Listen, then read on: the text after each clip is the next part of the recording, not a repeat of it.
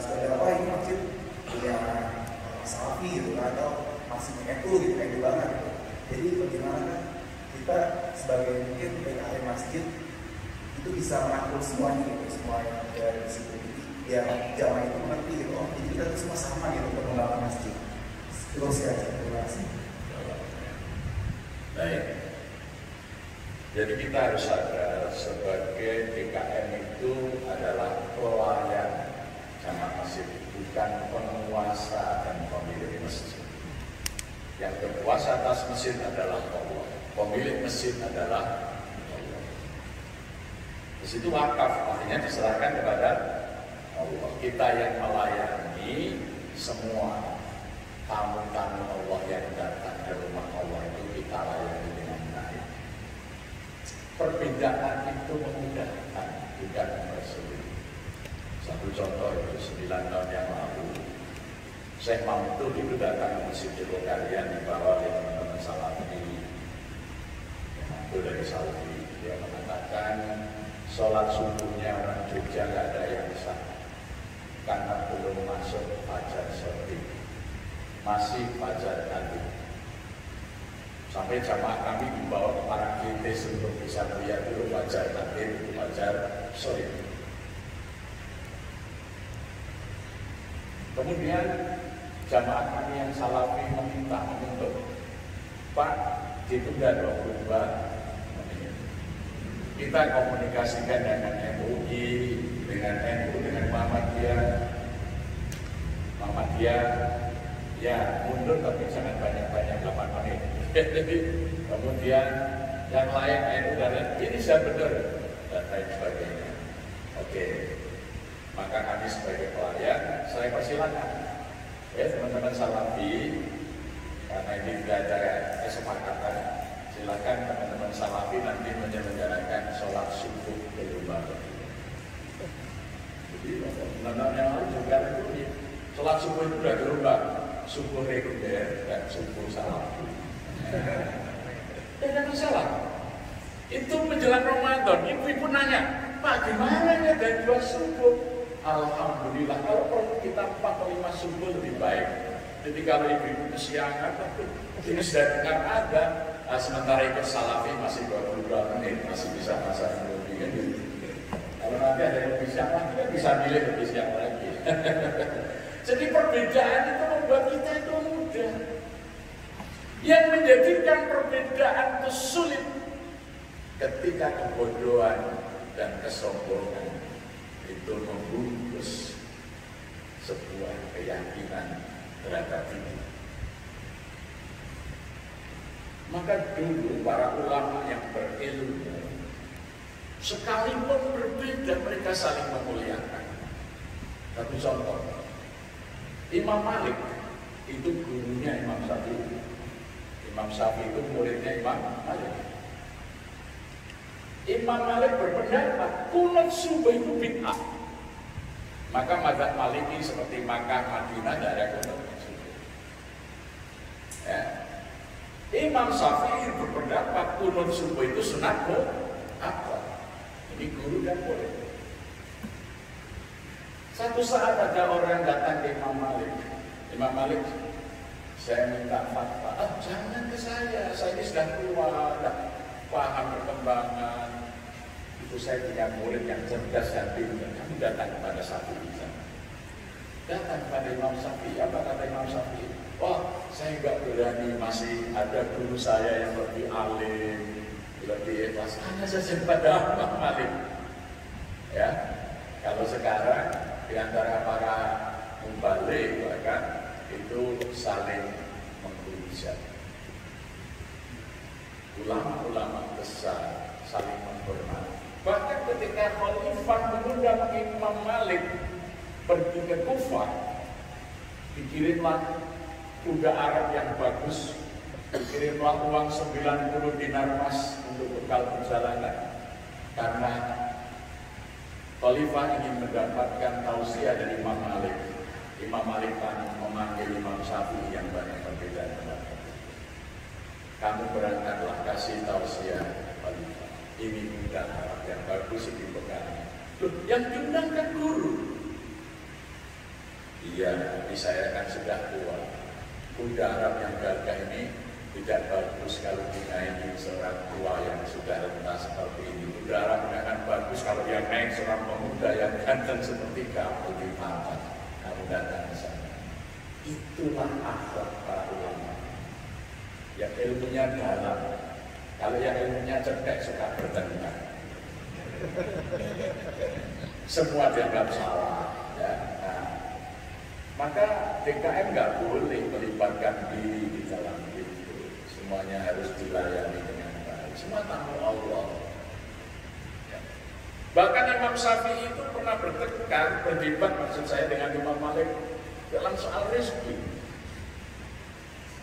Imam Syafi'i berpendapat dengan dasar ya surat Ar-Rahman ayat ke-11. Innallaha la yughayyiru ma bi anfusihim. Ya. La yughayyiru ma bi qaumin hatta yughayyiru ma bi anfusihim. Imam Syafi'i berpendapat rezeki itu harus dicari, kita harus kerja, cari rezeki. Ya tergantung bagaimana hasil kerja kita. Kalau kita nggak bekerja nggak ada rezeki. Imam Malik mengatakan berdasarkan surat At-Talaq, wa may yattaqillaha yaj'al makhraja wa yarzuqhu min haitsu la yahtasib wa may yatawakkal 'ala Allah fallahu hasbuh. Barang siapa bertakwa kepada Allah, Allah akan memberi jalan keluar dari kesulitannya dan Allah akan memberi rezeki dari arah yang tidak bisa dapatkannya. Dan barang siapa mau berserah diri kepada Allah, Allah mencukupi kedua. Akhirnya untuk membuktikan tesisnya, Imam Syafi'i itu pamit keluar seperti besar. Dia mendapatkan seorang petani anggur sedang memetik di kebunnya. Dia menawarkan diri menjadi tukang pemetik buah anggur. Karena pekerjaan Imam Syafi'i ini bagus, dikasih upah, masih diberi hadiah anggur yang terbaik. Oh, bangga sekali Imam Syafi'i ini, benar teori saya. Kalau kita enggak berusaha, nggak ada rezeki. Saya berusaha sekarang dapat uang, dapat hadiah anggur. Maghrib menghadap gurunya Imam Malik.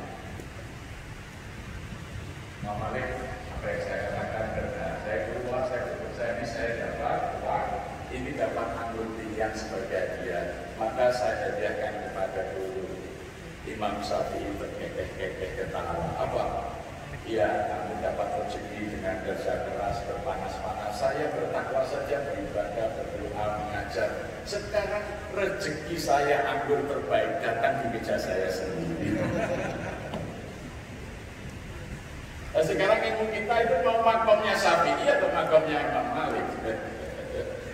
Yang meyakini wa may yattaqillaha yaj'al makhraja wa yarzuqhu min haitsu la yahtasib wa may yatawakkal 'ala Allah fa huwa hasbuh. Ya sesuai dengan makomnya. Anak-anak muda harus gigih bekerja. Yang tua kalau suruh gigih bekerja sudah bukan waktunya. Bertakwa saja, rezekinya akan datang ke mejanya. Kalau di masa tua Imam Malik itu, maka ketika Imam Syafi'i ini benar toh saya bekerja dapat ini ada upah, ini ada anggur pilihan. Dulunya ya kamu kalau harus banting tulang dapat upah dan anggur pilihan. Lah saya ini mengajar ngaji saja, saya sholat, saya berdoa, anggurnya datang di meja. Ya kelasnya sudah kelas yang syekh itu ya, jangan disuruh bekerja. Maka kalau sudah mulai masuki usia tua, bertakwa lebih baik, rezekinya akan diberi oleh Allah. Sudah bertakwa masih mikir pekerjaan saja harusnya. Ya, sudah pensiun, nggak pernah jamaah ke masjid, malah perintis usaha sendiri, tabungannya malah habis tertipu orang. Jadi ada masanya menjadi Syafi'iyah, ada masanya menjadi Malikiyah, kan gitu. Mazhabnya sesuai dengan proses umurnya, ya. Jadi semua itu punya pengalaman, punya waktu. Jadi, jangan memaksakan. Sudah umurnya Imam Malik masih bekerja cara Imam Syafi'i, kepanasan di kebun anggur diusan ya.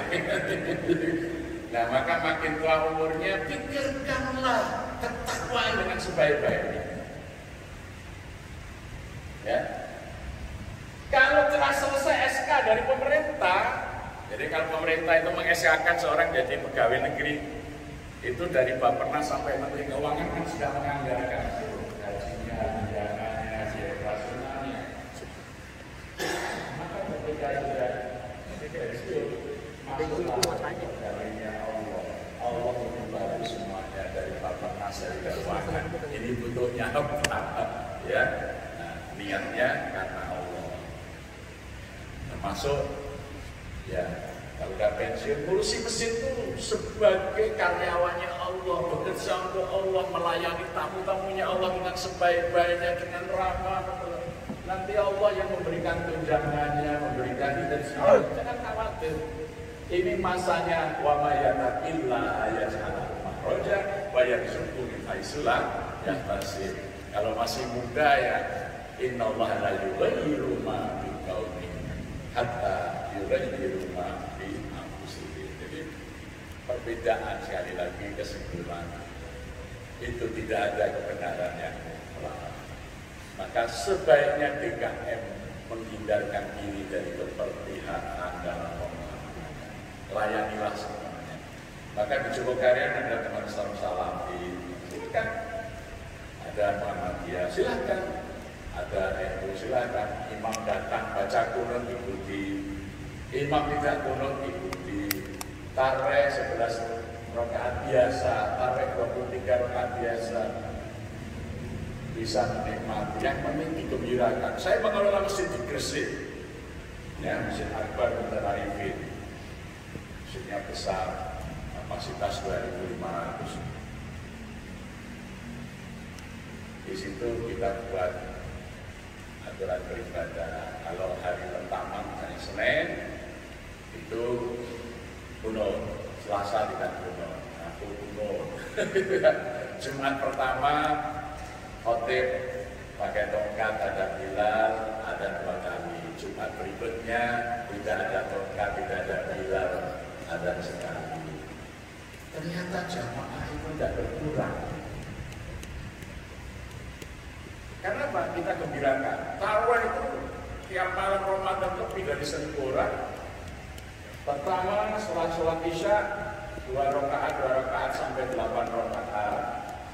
Yang mau 20 rakaat teruskan ganti imam yang polanya sama dengan biasa 23 rakaat yang bacanya cepat. Tapi yang 8 rakaat ini bahasanya murattal, yang nikmat karena kami ada imam dari Mesir. Kita sengaja kita gaji sebagai imam. Kemudian kalau 8 rakaat itu jamaah yang selesai 8 rakaat masuk ke ruang makan, saya akan makan malam. Nunggu nanti kalau sudah sana 20 rakaat gabung witirnya bersama-sama. Setelah itu selesai witir, yang jamaah 8 rakaat pulang, yang 23 rakaat masuk ruang makan malam. Kenapa bisa bertahan? Karena kami sediakan voucher, bukan voucher, kami sediakan hadiah tiket umroh bagi yang paling aktif tarawih. Saya pasang pinggir pin, saya ya, 5 tiket umroh. Sholat Id, paketnya bilang pakai, bisa nggak ini? Yang datang biar penuh di masjid sampai ke halaman, insya Allah. Maka saya sediakan sholat itu berhadiah 5 tiket umroh, 5 sepeda motor Scoopy. Yang daftar minta tinggal sholat itu 4.000 orang. Yang protes masjid-masjid di desa-desa, Pak jamaah saya udah pindah semua sholat yang sana. Nyarter truk, ada yang nganter bis, yang ini tuh sholat di masjid kami. Hanya karena apa? 5 tiket umroh, 5 sepeda motor. Sebenarnya bukan itunya, kegembiraannya itu. Oh, ini selesai sholat, selesai khutbah masih nunggu dia. Gembira itu. Ya, ada kegembiraan. Maka hayal sholat itu, hayal falah, gembirakan. Itu perbedaan tidak ada, Pak. Yang 11 rakaat dan yang 23 rakaat bareng jamaah itu. Yang bisa membarengkan kebahagiaan. Ada tiket umroh, ada macam-macam. Jadi rasa bahagia itu menumbuhkan toleransi. Tapi kalau sudah di masjid ngaji nggak ada apa-apanya. Maksudnya habis ngaji ini sudah ada mau minum kopi susu, teh, mau makan roti sama apa gitu ya. Itu bahagia. Ya, kalau masjid hanya air mineral saja, tentu berlebihan kita. Kurang bahagia, ya maka gampang bertengkar orang yang tidak bahagia. Ya. Jadi bahagiakanlah jamaah masjid. Ayalah sholat, ayal falah. Toleransinya ini muncul Pak. Yang gampang bertengkar, kurangan bermasalah. Selesaikanlah persoalan-persoalan sama itu dengan digembirakan, dibahagiakan di masjid. Maka ustadz-ustadz yang biasa keras begitu dengan yang lain, coba barangkali ya, ada faktor-faktor yang kurang selesai soal ini. Karena zaman dulu ulama besar berbeda pendapat, tidak timbul pertengkaran. Mereka saling memuliakan, saling menghormati. Sekarang ustadz-ustadz muda ilmunya ada, akhlaknya kurang. Ya, di depan kiai sepuh aja dia berani menyesatkan macam-macam ya. Gitu. Orang takdir.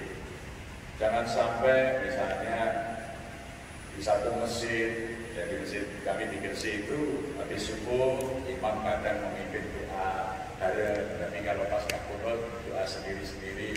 Kadang-kadang kalau orang nggak paham, tidak kita tanamkan akhlak, begitu dipimpin doa bersama langsung keluar.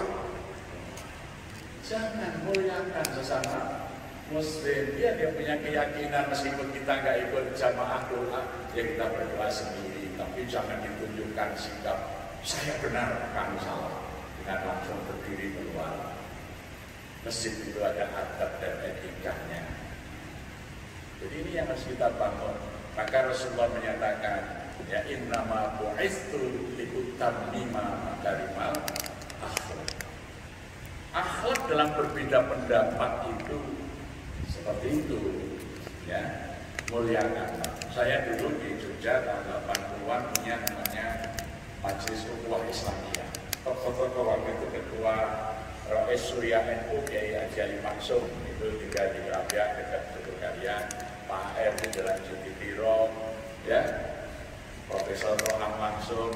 Tokoh-tokoh itu kita setiap bulan kita berkumpul, sholat maghrib, kemudian makan malam, diskusi, lanjutkan bisa.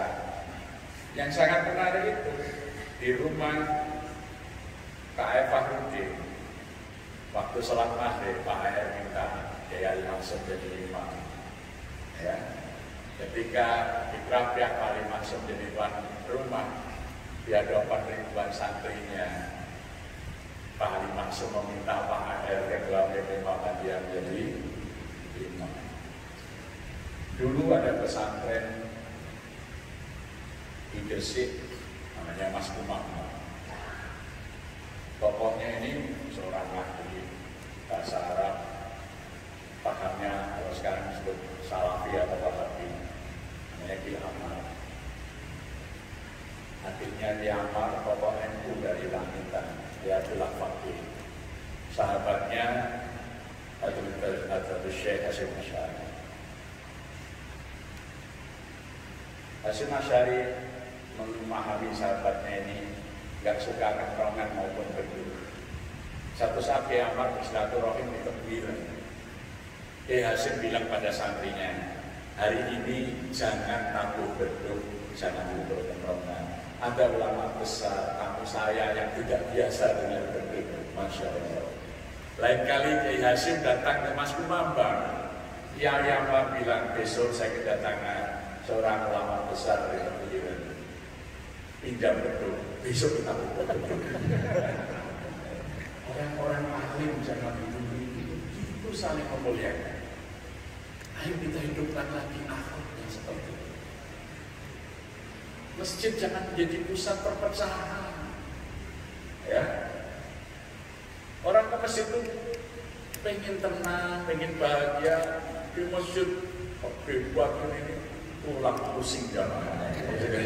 Masjid harus menjadi tempat mendapatkan kebahagiaan dan ketenangan. Bukan pulang malah nggak bisa ke masjid lagi, pusing ya pada masjid. Nah, itu sebetulnya bagaimana masjid itu bisa menjadi payung seluruh kaum muslim. Ya, silakan. Kita pada pagi hari ini, barangkali kita buka sesi tanya jawab. Jemaah yang bertanya dipersilakan.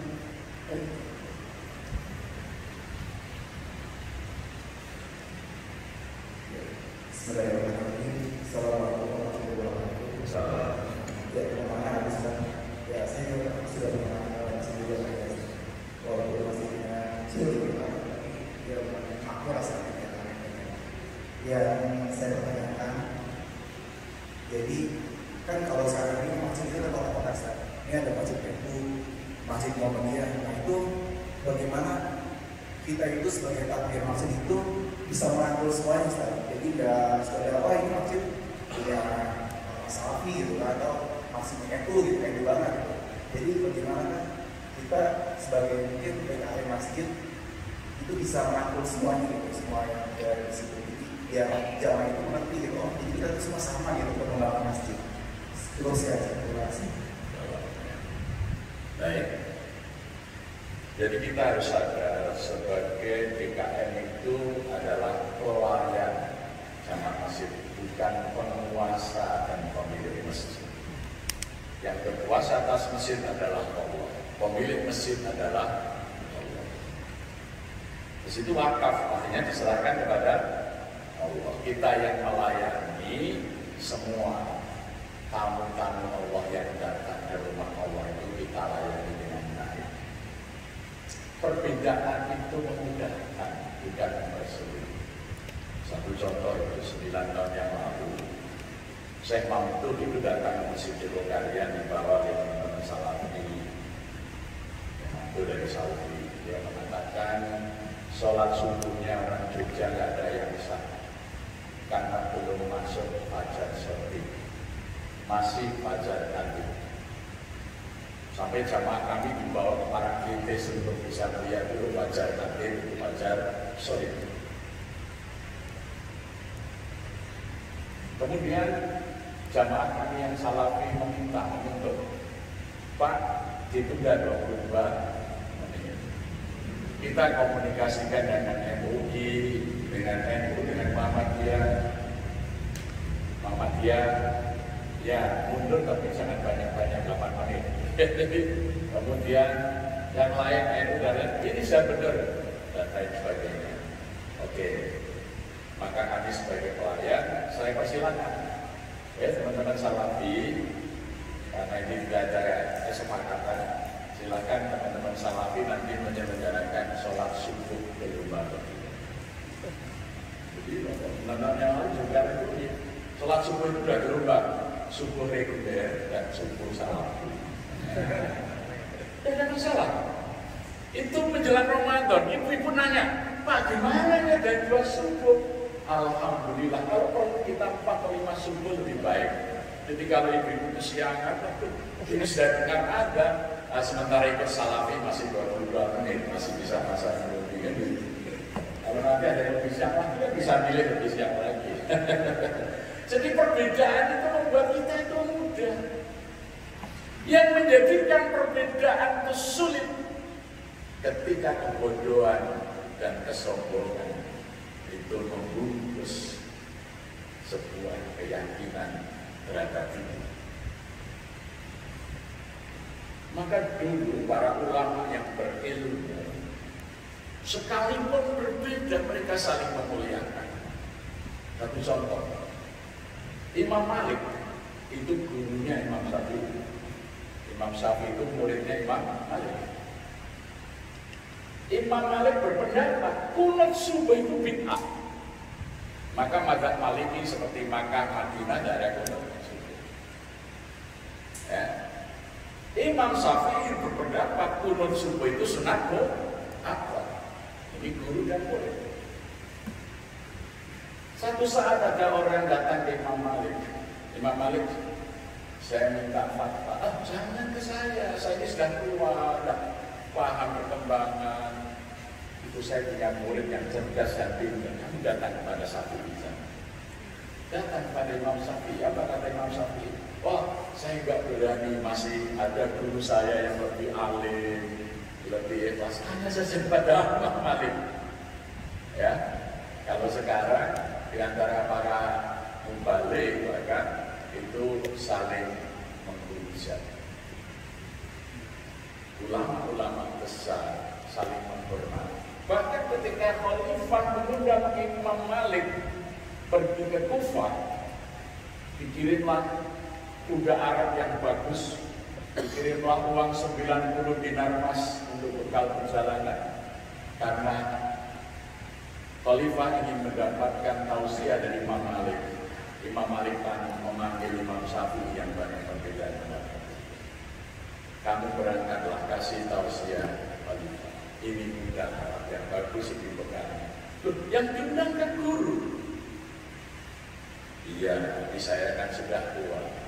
Kuda Arab yang gagah ini tidak bagus kalau dinaiki seorang tua yang sudah renta seperti ini. Kuda Arab ini akan bagus kalau yang naik seorang pemuda yang ganteng seperti kamu di papan. Kamu datang ke sana. Itulah akhlak para ulama. Yang ilmunya dalam. Kalau yang ilmunya cerdas suka bertengkar. Semua dianggap salah. Ya. Nah, maka DKM nggak boleh melibatkan diri di dalam itu. Semuanya harus dilayani dengan baik. Semua tamu Allah. Ya. Bahkan Imam Syafi'i itu pernah berdebat maksud saya dengan Imam Malik dalam soal rezeki. Imam Syafi'i berpendapat dengan dasar ya surat Ar-Ra'd ayat ke-11. Inna Allah la yughayyiru ma bi anfusihim. Ya. La yughayyiru ma bi qaumin hatta yughayyiru ma bi anfusihim. Imam Syafi'i berpendapat rezeki itu harus dicari, kita harus kerja, cari rezeki. Ya tergantung bagaimana hasil kerja kita. Kalau kita nggak bekerja nggak ada rezeki. Imam Malik mengatakan berdasarkan surat At-Talaq, wa may yattaqillaha yaj'al lahu makhraja wa yarzuqhu min haitsu la yahtasib wa may yatawakkal 'ala Allah fa huwa hasbuh. Barang siapa bertakwa kepada Allah, Allah akan memberi jalan keluar dari kesulitannya, dan Allah akan memberi rezeki dari arah yang tidak disangka-sangkanya. Dan barang siapa mau berserah kepada Allah yang mencukupi kebutuhan, akhirnya untuk membuktikan tesisnya Imam Syafi'i itu pamit keluar di pekerjaan. Dia mendapatkan seorang petani yang sedang memetik di kebunnya. Dia menawarkan diri menjadi tukang pemetik buah anggur. Karena pekerjaan Imam Syafi'i ini bagus, dikasih upah, masih diberi hadiah anggur yang terbaik. Oh, bangga sekali Imam Syafi'i ini benar teori saya. Kalau kita enggak berusaha, tidak ada rezeki. Saya berusaha sekarang dapat uang, dapat hadiah anggur. Maghrib menghadap gurunya Imam Malik. Imam Malik, apa yang saya katakan benar. Saya keluar, saya berusaha ini, saya dapat uang. Ini dapat anggur pilihan sebagai hadiah. Maka saya hadiahkan kepada guru. Imam Syafi'i berkekeh-kekeh ketawa. Apa? Ya, kamu dapat rezeki dengan kerja keras, berpanas-panas. Saya bertakwa saja, beribadah, berdoa, mengajar. Sekarang rezeki saya anggur terbaik datang di meja saya sendiri. Nah, sekarang ilmu kita itu mau makomnya Syafi'i atau makomnya Imam Malik? Yang meyakini wa may yattaqillaha yaj'al makhraja wa yarzuqhu min haitsu la yahtasib wa may yatawakkal 'ala Allah fa huwa hasbuh. Ya sesuai dengan makomnya. Anak-anak muda harus gigih bekerja. Yang tua kalau suruh gigih bekerja sudah bukan waktunya. Bertakwa saja, rezekinya akan datang ke mejanya. Kalau di masa tua bertakwa. Imam Malik itu, maka ketika Imam Syafi'i ini benar toh saya bekerja dapat ini ada upah, ini ada anggur pilihan. Dulunya, lah ya kamu kalau harus banting tulang dapat upah dan anggur pilihan. Lah saya ini mengajar ngaji saja, saya sholat, saya berdoa, anggurnya datang di meja. Ya kelasnya sudah kelas yang syekh itu ya, jangan disuruh bekerja. Maka kalau sudah mulai masuk ke usia tua, bertakwa lebih baik. Rezekinya akan diberi oleh Allah. Sudah bertakwa masih mikir pekerjaan saja harusnya. Ya, sudah pensiun, nggak pernah jamaah ke masjid, malah perintis usaha ke sini. Tabungannya malah habis tertipu orang. Jadi ada masanya menjadi Syafi'iyah, ada masanya menjadi Malikiyah, kan gitu. Mazhabnya sesuai dengan proses umurnya, ya. Jadi semua itu punya pengalaman, punya waktu. Jadi, jangan memaksakan sudah umurnya Imam Malik masih bekerja secara Imam Syafi'i, kepanasan di kebun anggur diurusan ya. Nah maka makin tua umurnya pikirkanlah ketakwaan dengan sebaik-baiknya. Ya. Kalau telah selesai SK dari pemerintah, jadi kalau pemerintah itu meng-SK-kan seorang jadi pegawai negeri, itu dari Bappenas sampai Menteri Keuangan kan sudah menganggarkan gajinya, tunjangannya, biaya operasionalnya.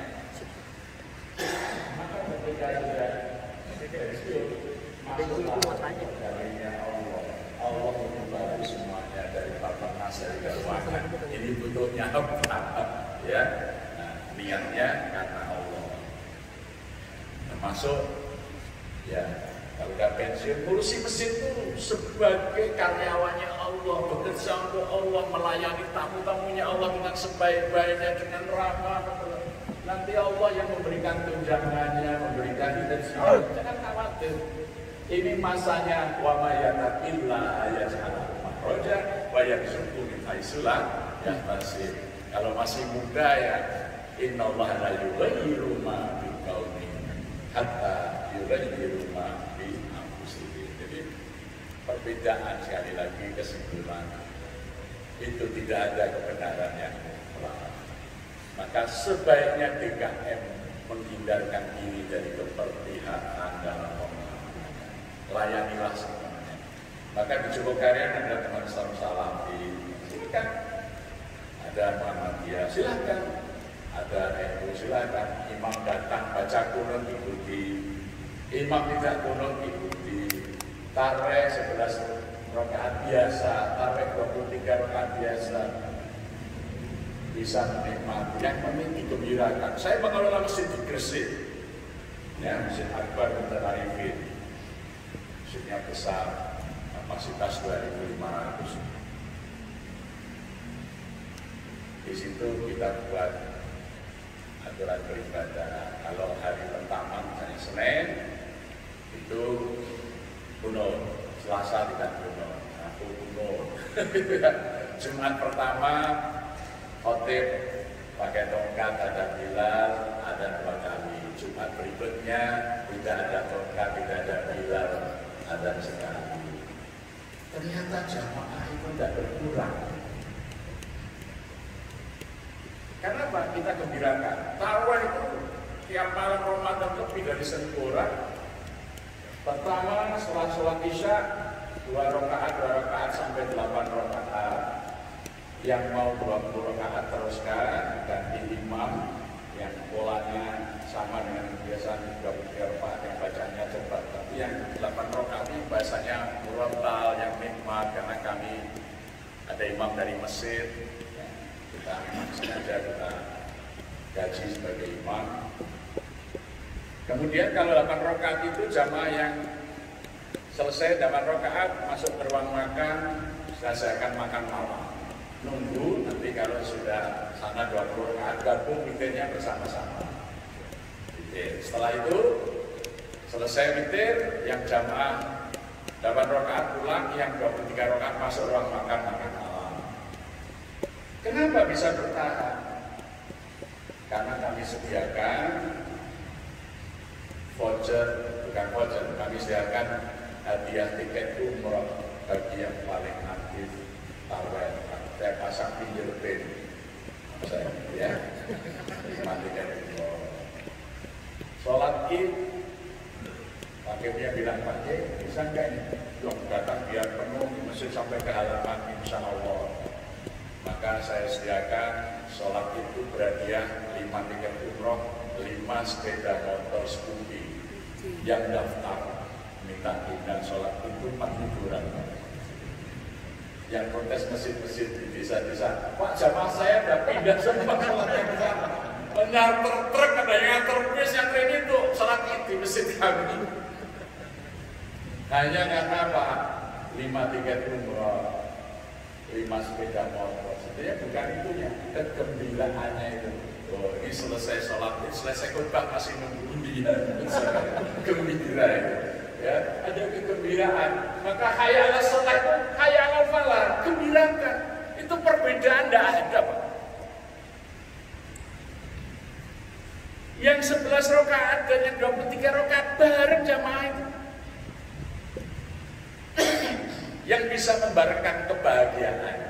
Ada tiket umroh, ada macam-macam. Jadi rasa bahagia itu menumbuhkan toleransi. Tapi kalau sudah di masjid ngaji gak ada apa-apanya, artinya habis ngaji ini tidak ada mau minum kopi susu, teh, mau makan roti sarwa apa gitu ya, itu bahagia. Ya, kalau masjid hanya air mineral saja, tentu meredam kita. Orang bahagia, ya maka gampang bertengkar orang yang tidak bahagia. Ya. Jadi bahagiakanlah jamaah masjid. Hayya 'alas shalah, hayya 'alal falah. Toleransinya ini muncul, Pak. Yang gampang bertengkar, kurangan bermasalah. Selesaikanlah persoalan-persoalan jamaah itu dengan digembirakan, dibahagiakan di masjid. Maka ustadz-ustadz yang biasa keras ini dengan yang lain, coba barangkali ya ada faktor-faktor yang kurang selesai soal ini.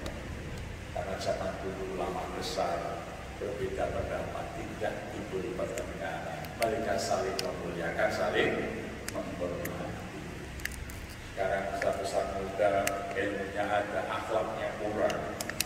Ya, di depan kiai sepuh aja dia berani menyesatkan macam-macam ya. Gitu. Orang takdir.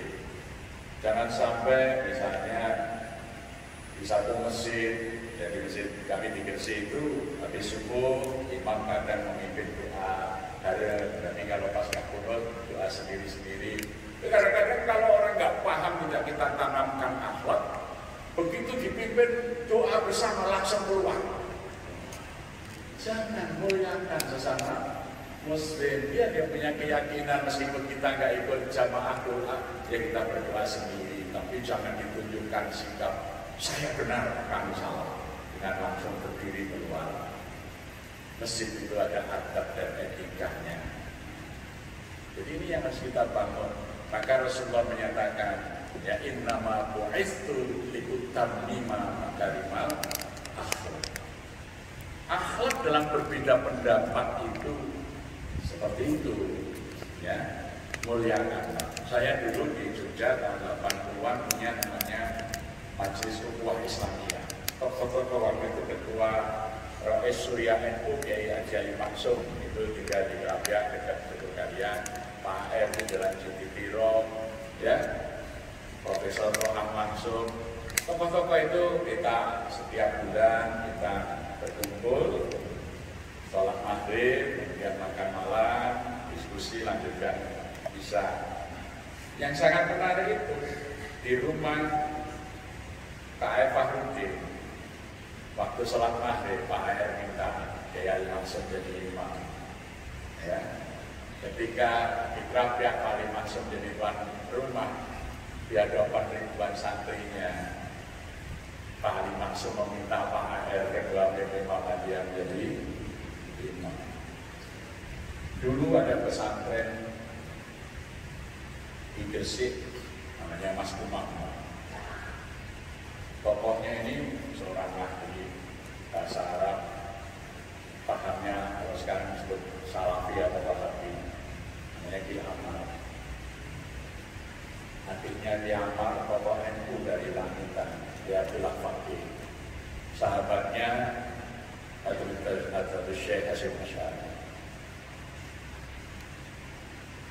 Hasyim Asy'ari memahami sahabatnya ini nggak suka nongkrongan maupun berdua. Satu saat Ki Ammar bersilaturahim di tepian Hasyim bilang pada santrinya, hari ini jangan tabuh beduk, jangan duduk tengkorak. Ada ulama besar, tamu saya yang tidak biasa dengan beduk, Masya Allah.